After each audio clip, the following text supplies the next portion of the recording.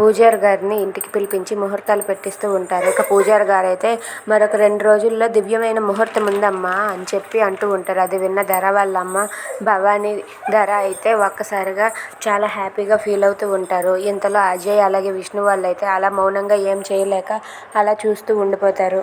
ఇంతలో ధర అయితే మాకు ఆ ముహూర్తానికే కన్ఫర్మ్ చేయండి పంతులు గారు అని చెప్పి ధర పూజారి గారితో అంటుంది. ఇంతలో వరలక్ష్మి అయితే ఆటోలో దిగి విష్ణు గారింటికి క్యారేజ్ తీసుకొని వస్తుంది. వేదవతి విష్ణుతో ఇలా అంటూ ఉంటుంది.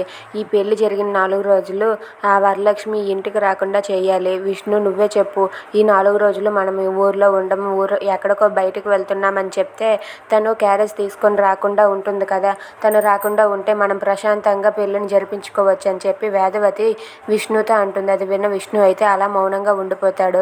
ఇక ధర అయితే ఏంటి విష్ణు ఏమంటావు, అది నిజమే కదా అని చెప్పి అంటూ ఉంటుంది. ఇంతలో వరలక్ష్మి ఇంట్లోనికి అలా వస్తూ ఉంటుంది. ఇక వరలక్ష్మి అక్కడ జరుగుతున్న ఆ తదంతరం అంతా చూసి ఏం చేస్తుంది. If you like this video please like, share and subscribe.